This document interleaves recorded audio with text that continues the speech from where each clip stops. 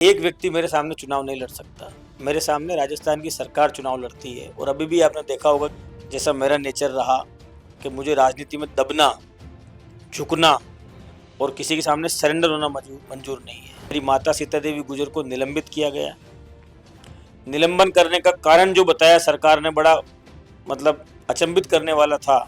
मैं आज पॉलिटिकल पंचायत पे दावे के साथ कहता हूँ कि राजस्थान की पंचायत समितियों में से सरकार मुझे 100 पंचायत समिति ऐसी बता दे जिनके अंदर हर 2 महीने में साधारण सभा की बैठक हुई हो। राजनीति बयान और चर्चा हुआ था अशोक चांदना का, जिसमें उन्होंने रोजड़े को लेकर कहा था कि भीलवाड़ा से रोजड़े आ जाते हैं, कोटा से आ जाते हैं, इस तरह की बातें, इन बयानों को लेकर आप कैसे? वो अशोक की सोच है। सरकार के हाथ में क्या है? जब तक दिल्ली से घंटी नहीं बजेगी तब तक यहाँ पर फाइल आगे नहीं खिसकेगी। मासूम बच्चे कमरों में दब के मर जाए और शिक्षा मंत्री रेड कारपेट बचवा के, ढोल ढमाके बजवा के खुद का स्वागत कराए और उसके बाद वो कोई बयान दे तो उसके बयान पे मैं टिप्पणी नहीं करना चाहता। अभी जो स्थिति चल रही है ईरान रिजल्ट के बाद गैस की किल्लतों को लेकर, सरकार तो कह रही है कि हम खड़े हुए हैं, किसी तरह की परेशानी है, लेकिन जिस तरह की लाइनें सामने आती हैं। रोम जल रहा था और नीरो बंसी बजा रहा था, तो ये नीरो हैं। देश जलता रहेगा, चाहे कोरोना में जलो, चाहे नोटबंदी में जलो, चाहे महंगाई में जलो, चाहे आज गैस की किल्लत में जलो, पर नीरव बंसी बजाता रहेगा, लोगों को बहकाता रहेगा। उसको पता ही नहीं कि पीछे क्या हो रहा है, बंसी बजाना है और मस्त रहना है। अंतर्जातीय विवाह की बात लगातार चल रही है और चर्चाएं हैं, किस तरह आप देखते हैं? क्योंकि मानव जसोल का नाम चर्चाओं में है। और ये हमारे पूर्वजों ने और पुरखों ने जो बनाया है तो वो बहुत सोच समझ के बनाया है। तो इस लकीर को पार करना लक्ष्मण रेखा को पार करने के समान होगा और लक्ष्मण रेखा पार करेंगे तो नुकसान जरूर होगा। छाती ठोक के ये बात कह रहा है कि जिसकी जितनी भागीदारी उसकी उतनी हिस्सेदारी। तो सिर्फ धीरज गुजर या कोई और नहीं, पूरी पार्टी की लाइन। जब लोग बाग पूरे भिलवाड़ा और पूरे मेवाड़ में आप लोग पूछेंगे कि भाई साहब के पास जाना है तो लोग आपको लेके सीधे मेरे पास आएंगे कि धीरज जी के यहाँ पर जाना चाहता है ये आदमी। तो इससे बड़ा कोई पद मेरे जीवन में मैं नहीं मानता कि लोग भाई साहब के का मतलब धीरज गुजर का मतलब भाई साहब। नमस्कार, आप देख रहे हैं पॉलिटिकल पंचायत। मैं हूं दशरथ सिंह। आज हमारे साथ एक ऐसी शख्सियत है जिन्होंने राजनीतिक करियर में ग्रामीण परिवेश से निकलकर, ऐसे परिवार से निकलकर, किसान परिवार से निकलकर और राष्ट्रीय स्तर तक अपनी पहचान बनाई है। हमारे साथ जहाजपुर से पूर्व विधायक और अभी राष्ट्रीय सचिव कांग्रेस धीरज गुजर जी हैं। उनसे बातचीत करेंगे। बातचीत करने के लिए धन्यवाद। दशरथ जी, आपको भी नमस्कार और आपके माध्यम से पॉलिटिकल पंचायत के सभी दर्शकों को मेरा नमस्कार, राम राम। राजनीतिक बात करेंगे, लेकिन उससे पहले जान लेते हैं कि किस तरह से आपका ये सफर यहाँ तक रहा, किस तरह से पारिवारिक पृष्ठभूमि रही और क्या संघर्ष आपने यहाँ तक पहुँचने में किया। संघर्ष के बारे में तो मैं अपने 2 शब्दों में एक ही बात कहूंगा कि लोग गरीबी की बातें करते हैं, मैंने गरीबी को जिया है। लोग संघर्ष की बातें करते हैं, मैंने अपने जीवन के अंदर संघर्ष को जिया है। लोग जिन हालातों की बात करते हैं उन हालातों को देखकर मैं बड़ा हुआ, इसलिए मेरा एक ही सपना शुरू से रहा कि जो गरीबी, जो संघर्ष, जो तकलीफें मैंने देखी, वो तकलीफ गांव का कमजोर किसान, शोषित और वंचित आदमी ना भोगे, ना जिए। इसलिए मैं इस राजनीति के अंदर आया। मेरे पिता मिल के अंदर मजदूर थे और जब मैंने आंख खोली, मैंने उनको मजदूरी करते हुए देखा।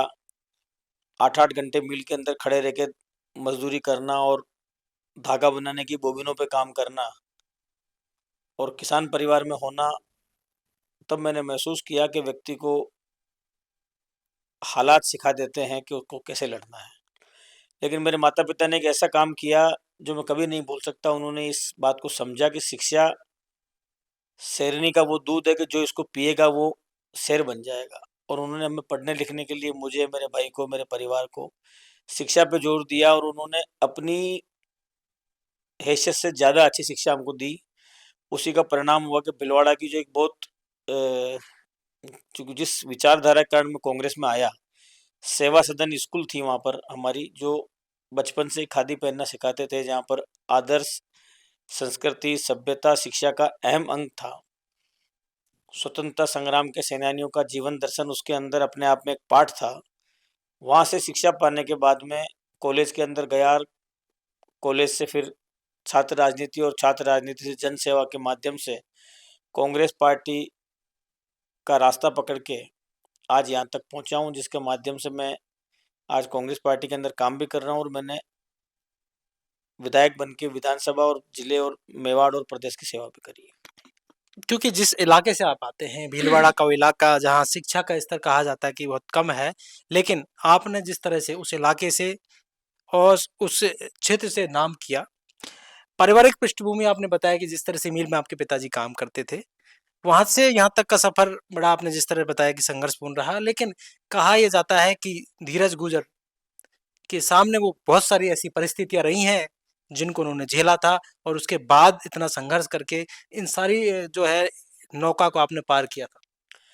कॉलेज में गए तो वहाँ सीधा-सीधा था कि भई शहर के बच्चों का रहन-सहन अलग, ग्रामीण परिवेश के बच्चों का रहन-सहन अलग। तो उसी समय मन में एक छात्र संघर्ष की आग पैदा हुई कि ग्रामीण लड़कों को भी वो हक और अधिकार मिलने चाहिए जो शहर के अंदर पढ़ने वाले आने वाले बच्चों को मिलते हैं। वहाँ से छात्र राजनीति का सफर शुरू हुआ। संघर्ष देखा, लोगों को जातियों में बंटते हुए देखा, छात्रों के अलग-अलग समूह देखे, तब मन में ये भावना पैदा हुई कि छात्र की कोई जात नहीं होती है। छात्र की एक ही जाति है, वो जाति है छात्र। स्टूडेंट पावर जो है वो अपने आप में सबसे बड़ी पावर है। उस स्टूडेंट पावर का रास्ता पकड़ के मैंने एनएसयूआई के अंदर कदम रखा। मैं भीलवाड़ा में एनएसयूआई का जिलाध्यक्ष बना। उसके बाद जो मैंने काम किया उससे मुझे 2002 के अंदर जो हमारा एनएसयूआई का दृष्टिकोण पर कार्यक्रम होता था उसमें सोनिया गांधी जी ने मुझे बेस्ट एनएसयूआई का डिस्ट्रिक्ट प्रेसिडेंट का अवार्ड दिया। 26 जनवरी 2004 को मैं राजस्थान के एनएसयूआई का अध्यक्ष बना।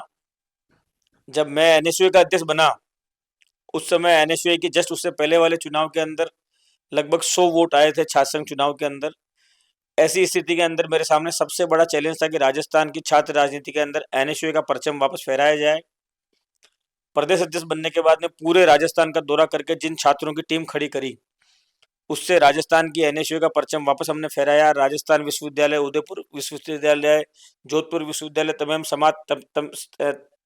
तमाम विश्वविद्यालयों के अंदर एनएसयूआई की ऐतिहासिक जीत के बाद राजस्थान में एनएसयूआई का लगभग 6 साल काम मैंने किया।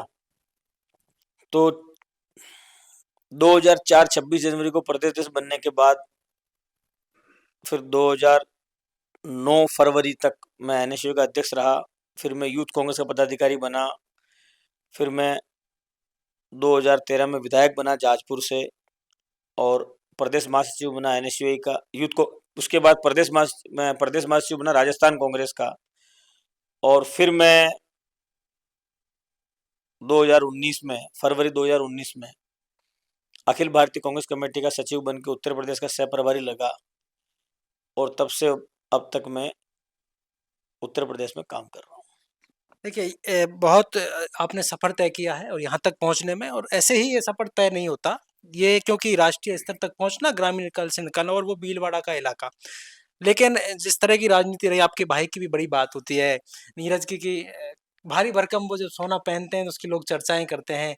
कई ऐसी चीज़ें सामने आई जब आपके भाई को लेकर चर्चाएं हुई, कई बार फायरिंग भी होती है, ऐसी चीज़ें हुई। क्या लगता है कि राजनीति वहाँ इस तरह की है, आदिवासी इलाका है? देखिए, मेवाड़ का वो क्षेत्र भीलवाड़ा जो मेवाड़ का प्रवेश द्वार भी है, और जब आपके परिवार के अंदर आपको राजनीतिक बैकिंग नहीं होती है तब आपको अपनी दास्तान पसीने से नहीं बल्कि अपने खुद के संघर्ष के खून से लिखनी होती है। कई नेता भी होते हैं जो आपको आगे बढ़ने से रोकना भी चाहते हैं, जैसा मेरा नेचर रहा कि मुझे राजनीति में दबना, झुकना और किसी के सामने सरेंडर होना मंजूर नहीं है। और अगर मैंने किसी का काम करने की ठान ली तो उस काम को करने के लिए चाहे मेरा नुकसान हो जाओ, लेकिन मैं उस काम को करा के दम लेता हूँ। संघर्ष मेरी पहचान है। जो कह दिया वो कर दिया धीरे गुजर का नारा है। लोग बाग कहते हैं कि अगर धीरे गुजर के पास जाएंगे, सबके दरवाजे बंद होने के बाद अगर कोई दरवाजा 24 घंटे लोगों के लिए खुला हुआ है तो वो धीरे गुजर का दरवाजा है। और जिस दिन से मैंने राजनीति में कदम रखा, सन 2000 से लेकर आज 2026 26 साल हो गए। इस 26 साल के अंदर धीरज गुजर ने अपना घर, अपना परिवार, अपना दिन, अपनी रात, अपना चैन अपने लोगों के लिए समर्पित कर दिया है। यही मेरी सबसे बड़ी ताकत है और यही मेरी सबसे बड़ी पूंजी है। और मेरा सिर्फ एक भाई नहीं है, मेरा हर कार्यकर्ता, मेरा हर सहयोगी जो मेरे साथ खड़ा हुआ है, जिसने धीरज गुजर के सफर के अंदर अपना योगदान दिया है, वो मेरे माजाए भाइयों से ज्यादा मेरे लिए उपयोगी है। मेरा कार्यकर्ता ही मेरी ताकत है। और आपने मेरा देखा भी होगा, मेरा ध्येय वाक्य है कि किसान मेरा देवता, युवा मेरी ताकत, कांग्रेस मेरा परिवार और संघर्ष मेरी पहचान है। जिस तरह से ये सब राजनीतिक में कभी कई बार क्या परिवार को भी कई बार परेशानियों का सामना करना पड़ता है, जिस तरह से परिस्थितियां रही उस वक्त, प्रधानी का चुनाव हो, कई ऐसी घटनाएं जो आपके क्षेत्र में उस वक्त रही थी, क्या लगता है आपको कि राजनीतिक षड्यंत्र था या कुछ और कारण? आप इस बात को पूरा राजस्थान जानता है। अभी भी बीजेपी सरकार बनने के बाद में मेरी माता सीता देवी गुजर को, जो जाजपुर पंचायत समिति की प्रधान थी, उसको उनको मेरी माता सीता देवी गुजर को निलंबित किया गया। निलंबन करने का कारण जो बताया सरकार ने, बड़ा मतलब अचंभित करने वाला था कि सीता देवी जी गुजर ने पंचायत समिति में साधारण सभा की बैठकें पूरी नहीं करी, इसलिए इनको निलंबित किया जाता है। मैं आज पॉलिटिकल पंचायत पे दावे के साथ कहता हूँ कि राजस्थान की पंचायत समितियों में से सरकार मुझे 100 पंचायत समिति ऐसी बता दे जिनके अंदर हर 2 महीने में साधारण सभा की बैठक हुई हो। राजनीतिक दुर्भावना के तहत राजस्थान सरकार ने मेरी माताजी को मुझे प्रताड़ित करने के लिए या मुझे दबाने के लिए निलंबित किया। हम स्टे लेकर आए तो उनको टर्मिनेट किया। हम कोर्ट के अंदर गए तो उनको 5 साल चुनाव लड़ने की रोक लगाई, और जब हम सुप्रीम कोर्ट के अंदर गए तो सरकार को अपने कदम पीछे खींचने पड़े और उनकी रोक हटानी पड़ी। ऐसे ही पूर्व समय जब मैं विधायक था, सरकार के खिलाफ लड़ते जब आप हैं, आप दबते नहीं हैं, जब आप संघर्ष करते हैं, जब आप लोगों की आवाज बनते हैं और लोगों के लिए सीना तान के खड़े होते हैं, तो उसका भुगतान या तो आपको करना पड़ता है या आपके परिवार को करना पड़ता है। मैं धन्यवाद दूंगा मेरे परिवार को, खास करके मेरे कार्यकर्ताओं को। कई लोगों पे मुकदमे लगे, कई लोग जेल में गए, कई लोगों ने संघर्ष किया, गोलियां भी चली, तकलीफें भी पाई, लेकिन हम सब लोग अडिग चट्टान की तरह खड़े रहे, क्योंकि हमको पता है कि एक धीरज गुजर अगर झुक जाएगा तो हजारों लोगों का नुकसान हो जाएगा। इसलिए मुझे झुकना नहीं, मुझे मरना मंजूर है, पर मेरे आंखों के सामने मुझे लोगों का नुकसान होते हुए मंजूर नहीं। जिस तरह से कई बार आपके भाई को लेकर भी आप पर कई बार निशाना साधा जाता है, तो ये क्या लगता है आपको, क्योंकि वो पूरा पूरा इलाका जिस तरह से है, आप वहाँ संघर्ष कर रहे थे और राजनीतिक सफर जो आपने तय किया है? नहीं, जब मैं बाहर रहता हूँ, राष्ट्रीय सचिव बनने के बाद में अगर मैं प्रदेश के बाहर हूँ, तो कोई ना कोई एक आदमी चाहिए जो पीछे से आपके काम को संभाले। तो वो मेरा भाई है, जो मेरे काम को संभालता भी है। चुनाव लड़ा है, उसकी पत्नी पंचायत समिति की प्रधान रही है, अभी कांग्रेस में प्रदेश कांग्रेस कमेटी का मेंबर है, और मेरी अनुपस्थिति के अंदर 24 घंटे बैठ के लोगों का काम कराने का काम करता है। तो सरकार उसको भी निशाना बनाती है। और मैंने आपको कहा ना, सिर्फ एक भाई नहीं, मेरे जितने भी कार्यकर्ता मेरे भाई हैं। आप उठाकर देखेंगे तो जब जब बीजेपी राज रहा है, तब तक हमारे लोगों को प्रताड़ित करने के लिए मुकदमे लगाए गए, उनको परेशान किया गया, लोगों के धंधे के ऊपर वार किया गया, लोगों को तंग किया गया, उनको कहा गया कि भाई धीरे धीरे से दूर हट जाओ, लेकिन हर आदमी मेरे साथ चट्टान की तरह खड़ा है, और उन लोगों का प्यार ही मुझे लोगों के लिए लड़ने की ताकत देता है। जिस तरह से, क्योंकि आपके कई बयान चर्चाओं में रहते हैं, कई बार आपने चुनौती भी दी है, देख लेने की बात भी कही है, क्योंकि आपके अगेंस्ट जो चुनाव लड़ता है गोपीचंद मीणा, उसको लेकर किस तरह से आप देखते हैं? क्योंकि जिस तरह से लगातार आपने कहा, वो आप पर कई आरोप लगाते हैं। एक व्यक्ति मेरे सामने चुनाव नहीं लड़ सकता, मेरे सामने राजस्थान की सरकार चुनाव लड़ती है। और अभी भी आपने देखा होगा कि मेरे चुनाव में नरेंद्र मोदी जी को खुद को आके मेरी विधानसभा के अंदर सभा करनी पड़ी। तो मेरी किसी व्यक्ति से लड़ाई नहीं है, मेरी लड़ाई विचारधारा से है। मेरी विचारधारा और मेरी जाति कांग्रेस है, और सामने वाली विचारधारा बीजेपी की विचारधारा है। हमारी विचारधारा लोगों को जोड़ने की है, बीजेपी की विचारधारा लोगों को तोड़ने की है। हमारी विचारधारा लोगों को गले लगाने की है, उनकी विचारधारा लोगों को जातियों में बांटने की विचारधारा है। तो ये विचारधारा का संघर्ष है। कोई व्यक्ति मेरे सामने आए, चुनाव लड़े, वो जीते या हारे, मुझे उससे फर्क नहीं पड़ता, क्योंकि मेरे लिए पद और कद अब विषय नहीं रखते। मेरे लिए विषय रखता है अगर कोई चीज, तो वो विषय है लोगों के लिए जीना, लोगों के लिए मरना, और हर हालत में लोगों का काम कराना। और धीरज गुजर जब तक जिंदा है, तब तक लोगों की आवाज बनेगा, बेसहारा की लाठी बनेगा, और लोगों के कंधे का सहारा बनेगा। बनता आया हूं, आज भी बन रहा हूं, और आगे भी बनूंगा। कल भी लोगों का भाई था, आज भी लोगों का भाई हूं, और कल भी लोगों का भाई रहूंगा। मेरे जीवन के सबसे बड़ा पद जो मैं मानता हूं, जब लोग बाग पूरे भिलवाड़ा और पूरे मेवाड़ में आप लोग पूछेंगे कि भाई साहब के पास जाना है, तो लोग आपको लेके सीधे मेरे पास आएंगे कि धीरज जी के यहाँ पर जाना चाहता है ये आदमी। तो इससे बड़ा कोई पद मेरे जीवन में मैं नहीं मानता कि लोग भाई साहब के का मतलब धीरज गुजर, धीरज गुजर का मतलब भाई साहब, ये मेरा सबसे बड़ा पद है। कई बार बयानों की जब चर्चा होती है तो गोपी मीणा जिससे हमने बात की, तो वो कह रहे थे कि मुझे सब लोग वोट देते हैं, लेकिन गुर्जर समाज में से एक जाति जो मुझे वोट नहीं देती। ऐसे मैंने उनसे जब बात की तो ये बात उन्होंने खुद कही, तो आप इसको कैसे कोट करते हैं? अगर उनके ये शब्द हैं कि मुझे एक जाति वोट नहीं देती, तो ये दुर्भाग्यपूर्ण है।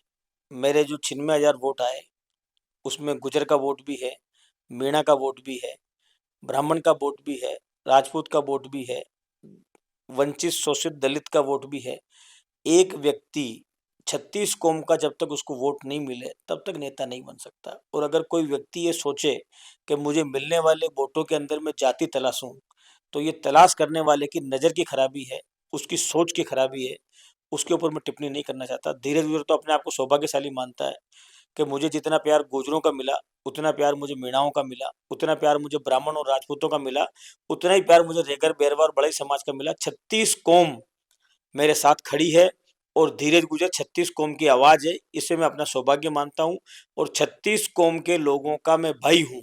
यही मेरी सबसे बड़ी ताकत और सबसे बड़ी पूंजी है।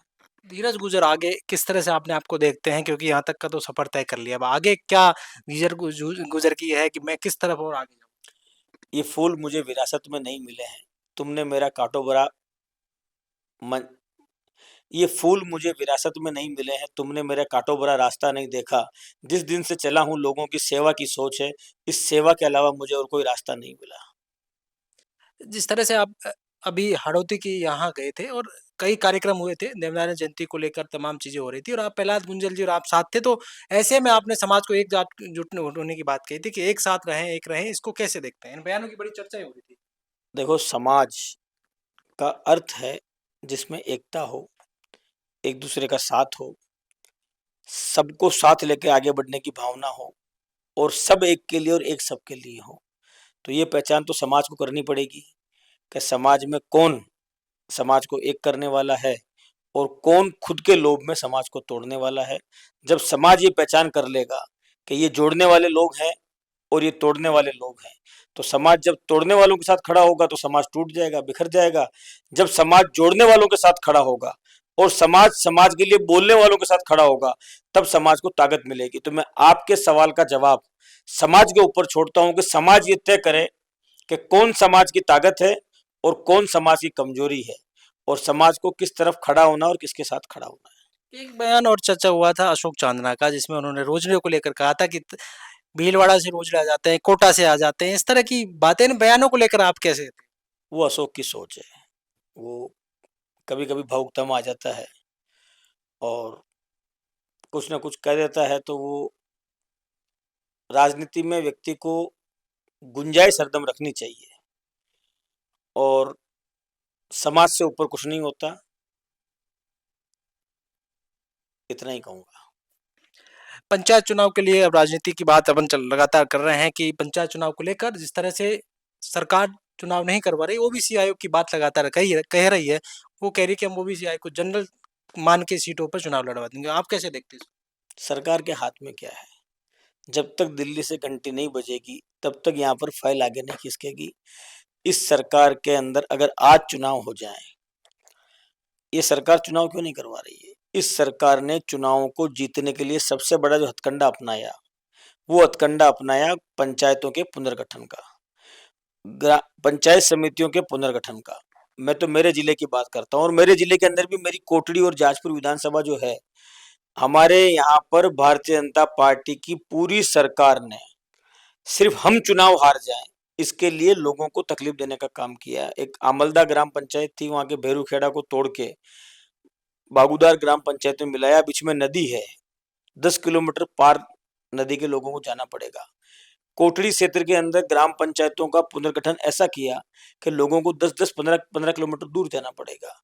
ऐसे वार्डों का गठन किया। जो आपने बताया कि हमारे यहाँ से जो चुनाव लड़े हुए व्यक्ति हैं, उनकी जो सोच है कि वो किसी जाति को प्रताड़ित करना चाहते हैं, तो गुजर समाज को, दलित समाज को, एससी के लोगों को खंड खंड करने के लिए पंचायत समिति के ऐसे ऐसे वार्डों का गठन हुआ। और मैंने जब पता किया तो सिर्फ कोटड़ी, जाजपुर और भीलवाड़ा और मेवाड़ नहीं, पूरे राजस्थान के अंदर भारतीय जनता पार्टी की भजनलाल सरकार ने पंचायत राज चुनाव में कब्जा करने के लिए वार्डों का ऐसा पुनर्गठन किया है कि वहां पर वो जीते और कांग्रेस हारे, लेकिन उसके बाद भी बीजेपी की सरकार के कारनामे इस तरह के हो चुके हैं कि मैं आपको दावे के साथ कह रहा हूं कि पंचायत राज चुनाव के अंदर बीजेपी की बखिया उखड़ जाएगी। इसी वजह से ये लोग चुनाव नहीं करा रहे हैं। और चुनाव कराएंगे कब? जब दिल्ली का आका पर्ची भेजेगा, पर्ची यहाँ मिलेगी, जब पर्ची खुलेगी तब उसमें पता लगा कि ये चुनाव कराना चाह रहे हैं और पर्ची आगे की चुनाव होना नहीं है। तो ये पर्ची का इंतजार कर रहे हैं, सरकार की पर्ची आएगी तब पता लगेगा कि चुनाव कराना चाह रहे हैं या नहीं कराना चाह रहे हैं। मदन दिलावर का भी बयान चल रहा था, उन्होंने कहा पंचायत चुनाव को लेकर कि कांग्रेस पर आरोप लगाते हैं कि कांग्रेस ने भी 17-18 साल चुनाव नहीं कराए थे। मासूम बच्चे कमरों में दब के मर जाए और शिक्षा मंत्री रेड कारपेट बचवा के, ढोल ढमाके बजवा के खुद का स्वागत कराए और उसके बाद वो कोई बयान दे तो उसके बयान पे मैं टिप्पणी नहीं करना चाहता। इतनी बात मैं कहूंगा कि जिस व्यक्ति में राजनीतिक सुचिता नहीं, जिसकी जवाबदेही और जिम्मेदारी नहीं, ऐसा व्यक्ति अगर राजस्थान में जिम्मेदार पद के ऊपर बैठा हुआ है तो वो लोकतंत्र के लिए नुकसानदायक है। पंचायत चुनाव को लेकर एक बात और है कि भैरव सिंह शेखावत चुनाव कानून लेके आए थे 2 बच्चों को लेकर। अभी जिस तरह से सरकार ने इसमें परिवर्तन किया है, आपको क्या लगता है कि ये बीजेपी को फायदा होगा या कांग्रेस को, या फिर ये जरूरी था या नहीं था? बीजेपी को तो राजस्थान में अब किसी भी स्तर पे फायदा नहीं होगा। मैं आपको दावे के साथ कह रहा हूं, चाहे पंचायत राज हो, चाहे आम चुनाव हो, राजस्थान में कांग्रेस आ रही है और बीजेपी जा रही है। Bye bye BJP, welcome Congress.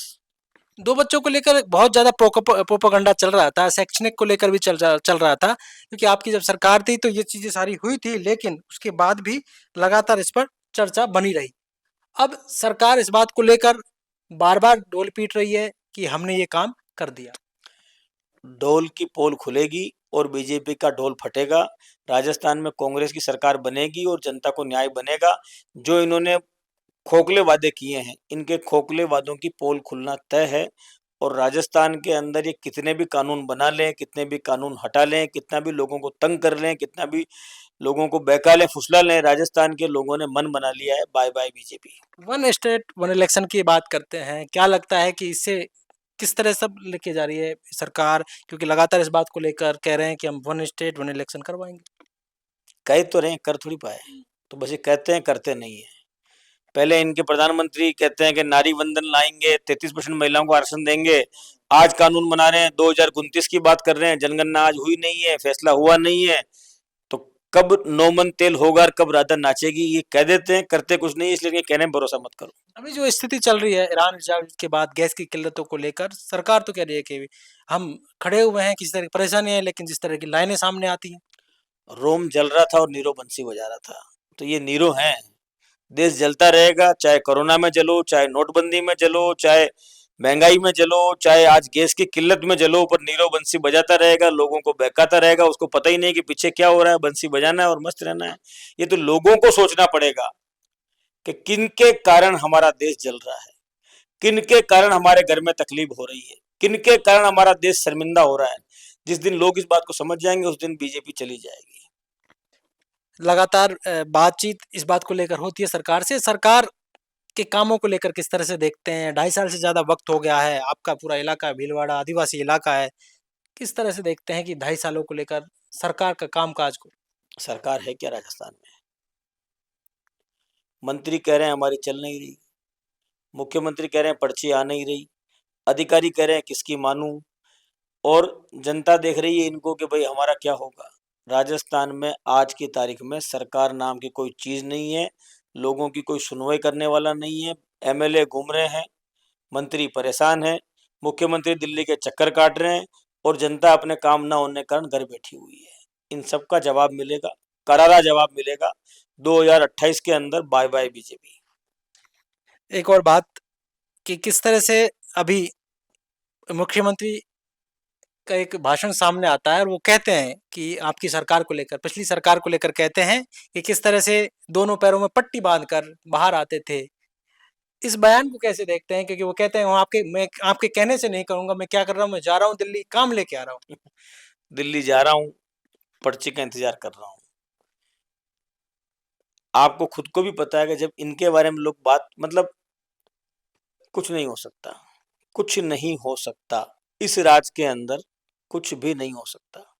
अच्छा तो नहीं हो सकता, बुरा हो सकता है। लेकिन कांग्रेस सरकार पे वो बार-बार कहते हैं, पिछली सरकार की यादें दिलाते हैं कि किस तरह से आपके ही जो उप मुख्यमंत्री उस पर तंज कसते हैं, उस पर किस तरह के आरोप लगाते हैं। ये भाषणों में उन्होंने कल ही कहा है और सरकार को लेकर के होटलों में सरकार रही।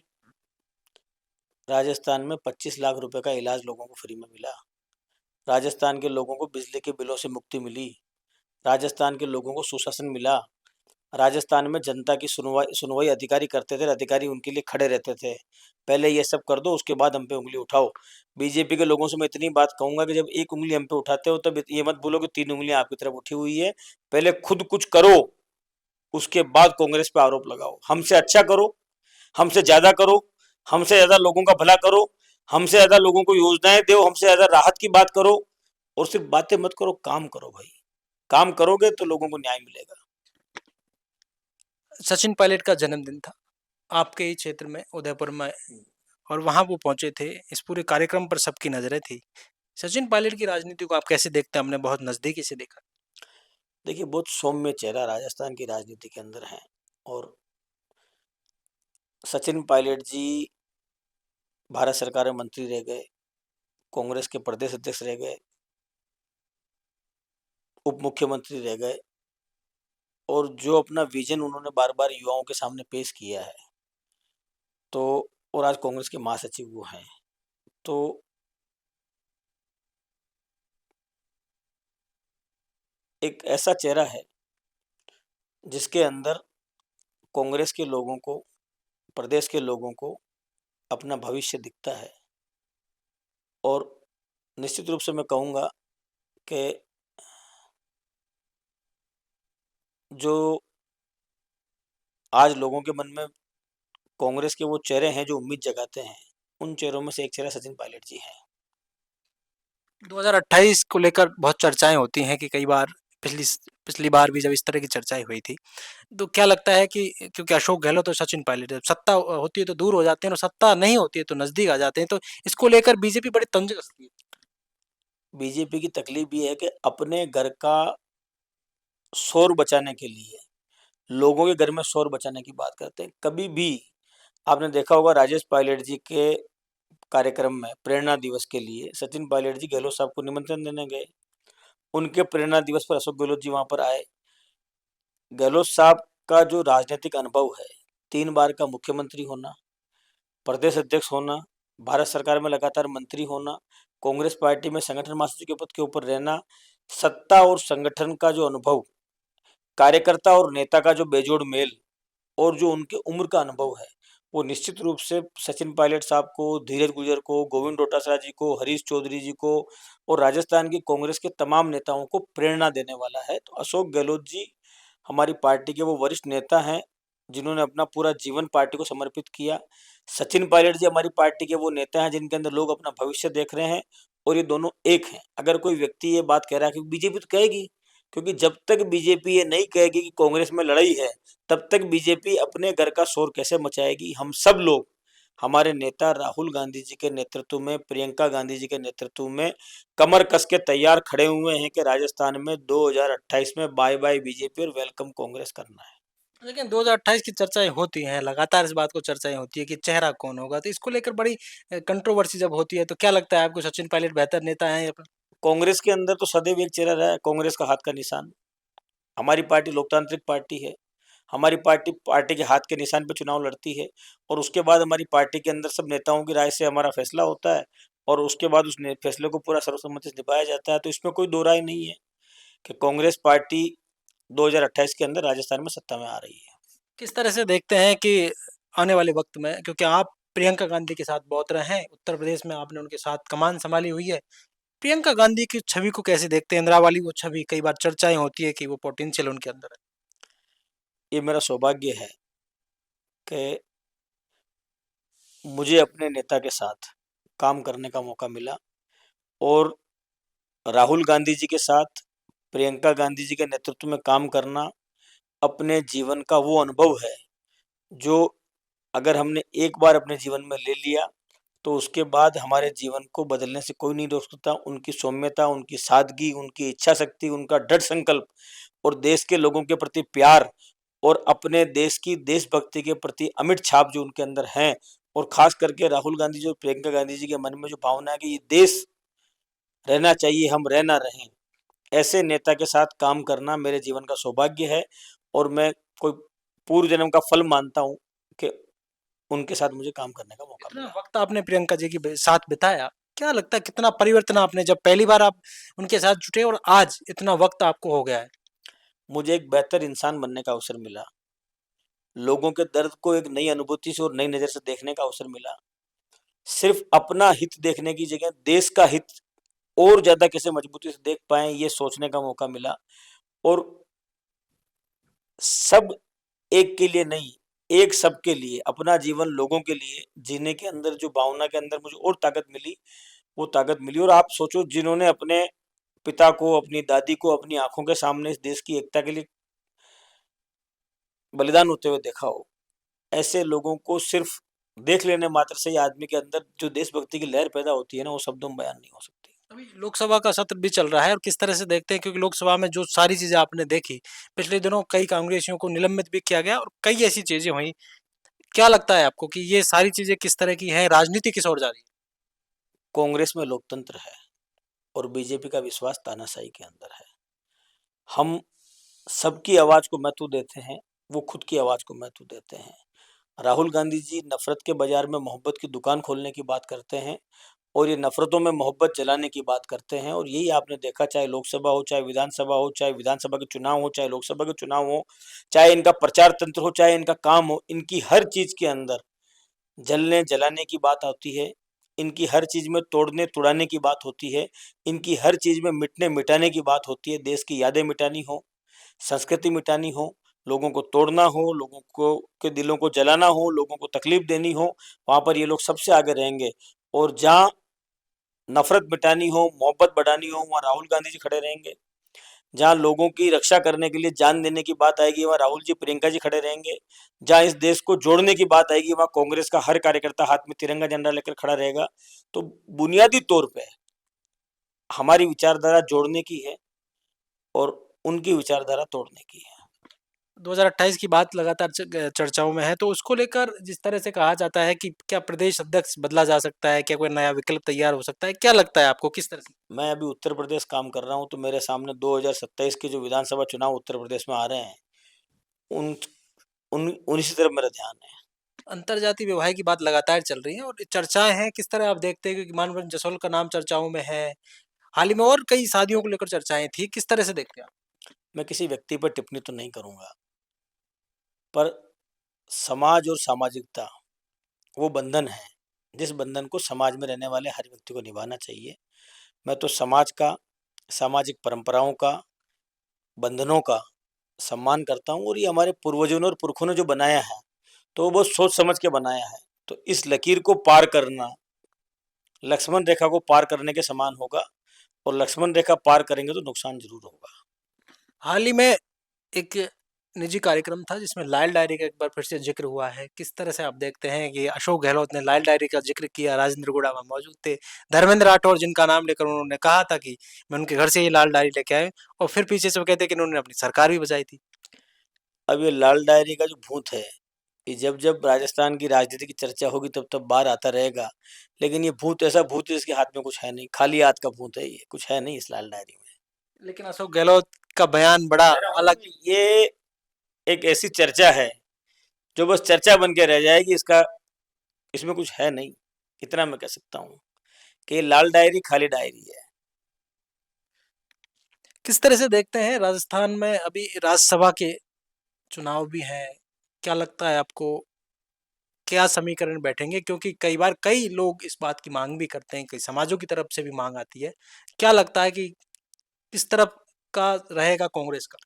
पार्टी के आलाकमान, सामूहिक नेतृत्व और प्रदेश के नेताओं की चर्चा के बाद में जो पार्टी निर्णय करेगी, वो निर्णय हरदम ऐसा होगा जो प्रदेश के हित में होगा, कांग्रेस के हित में होगा। और कांग्रेस, राजस्थान में परंपरा रही है कि हमारे यहाँ पर जो दिल्ली से, क्योंकि हमारे यहाँ एक तरफा नियम नहीं होता है, हम प्रदेश के नेताओं से राय होने के बाद में दिल्ली फैसला लेती है और दिल्ली के फैसले को प्रदेश के नेता अक्सर से लागू करते हैं। तो मुझे विश्वास है कि राजस्थान के अंदर भी हमारी पार्टी जो फैसला लेगी वो फैसला हम लोग अक्सर से पालन करेंगे और राजस्थान के अंदर हमारी राज्यसभा सीट जीत कर जाएगी। क्योंकि आप आदिवासी इलाके से आते हैं, टीएसपी का एक बड़ा मामला है, टीएसपी में आरक्षण मिला हुआ है, लेकिन अभी एक मांग उठी है कि कहीं ना कहीं जो एमबीसी ओबीसी डब्ल्यूएस वाले जो है लोग हैं उनको भी इसका लाभ कहीं ना कहीं मिलना चाहिए। तो क्या लगता है आपको, आप इसके पक्षधर हैं?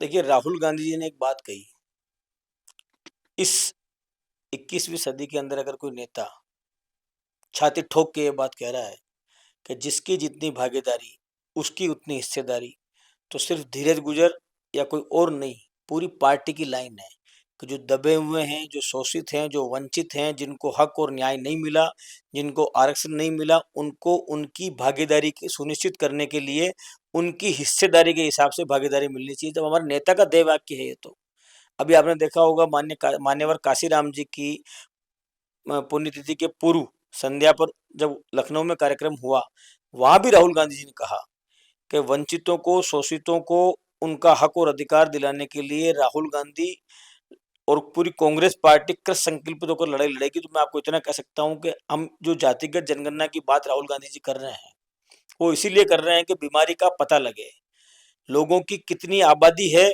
उस आबादी के हिसाब से उनके हक और उनके अधिकार के लिए योजनाएं बन पाए। तब बन पाएगी जब उनकी हिस्सेदारी का पता होगा। तो वो जब पूरी पार्टी की डेडलाइन है तो उससे कोई अलग कैसे हो सकता है। मैं तो खुद शुरू में इस बात का पक्षधर हूं कि जो व्यक्ति समाज में जिसको अवसर समान नहीं मिले और समान अवसर ना मिलने के कारण उसकी योग्यता का उपयोग नहीं हो पा रहा है, तो उस व्यक्ति को समाज की जिम्मेदारी है कि ये अवसर दे कि वो भी अपने समाज के अंदर आगे आके अपना हक ले सके। तो इसके लिए मेरे हिसाब से कोई भी व्यक्ति इससे असहमत नहीं हो सकता। क्या लगता है राजस्थान की राजनीति और उत्तर प्रदेश की राजनीति में लगातार आप वक्त दे रहे हो लगातार, लेकिन जिस तरह से कहा जा सकता है कि धीरज गुजर लगातार यहाँ भी, भीलवाड़ा भी, और जिस तरह से कार्यक्रम आयोजित होते हैं भीड़ उमड़ती है, क्या लगता है किसानों के लिए आपने चाहे आंदोलन की बात कही हो? देखो, ये लोगों का प्यार है, लोगों का विश्वास है, और मेरे जीवन की सबसे बड़ी पूंजी यही है। लोग अगर मेरे साथ हैं तो मुझे इस बात का विश्वास है कि मैं जिस राह पे चल रहा हूँ वो राह सही है। मुझे पता है कि मुझे लोगों की आवाज़ बनना है। मैं लोगों की आवाज़ भी हूँ, मैं लोगों की ढाल भी हूँ, मैं लोगों की तलवार भी हूँ, और मैं आपके पॉलिटिकल पंचायत के माध्यम से लोगों को विश्वास दिलाता हूँ कि धीरज गुजर अपना खून पसीना बहा देगा, लेकिन कभी भी आप लोगों की बात को गिरने नहीं देगा। आपने लगातार कई चुनाव लड़े, लेकिन बहुत कम अंतर से चुनाव आप हार गए। एक बार आप विधायक रहे, क्या कमी रह गई थी कि इस तरह से, क्योंकि अंतिम चुनाव तो बहुत 400-500 वोटों से आप आए। विधायक और सांसद आप परिस्थिति से और भाग्य से बनते हो, नेता आप परिश्रम से बनते हो। तो मैंने मेरे जीवन में परिश्रम किया है, और मेरे साथ उमड़ते लोग, मेरे साथ खड़े लोग मेरे जीवन की पूंजी है। और मेरे को किसी भी व्यक्ति का काम कराने के लिए पद और कद से फर्क नहीं पड़ता। धीरज गुजर अगर खड़ा है और धीरज गुजर अगर बोल रहा है तो इसका मतलब लोगों का काम हो रहा है। यही मेरी ताकत है, और मैं आपको विश्वास दिलाता हूं कि मैं आपके माध्यम से राजस्थान के लोगों को भी विश्वास दिलाता हूं कि धीरज गुजर ने जो कह दिया वो कर दिया। मेरा जीवन आपका था, मेरा जीवन आपका है। मैं आपके लिए लड़ा और मैं आपके लिए लड़ता रहूंगा। यही मेरी पूंजी है, यही मेरी ताकत है। जीत होगी, हार होगी, उससे मुझे फर्क नहीं पड़ता है। मैं आपके लिए जीता रहा हूं और आपके लिए जीता रहूंगा। ये थे हमारे साथ धीरज गुजर, जिनसे हमने खास बातचीत की, और उन्होंने तमाम मुद्दों पर खुलकर बातचीत की, और इस बात बेबाकी बयान के लिए लगातार वो जाने भी जाते हैं, और उन्होंने अपनी बात बेबाकी से रखी भी है। आप देख रहे हैं पॉलिटिकल पंचायत, कैमरामैन राकेश के साथ दशरथ सिंह।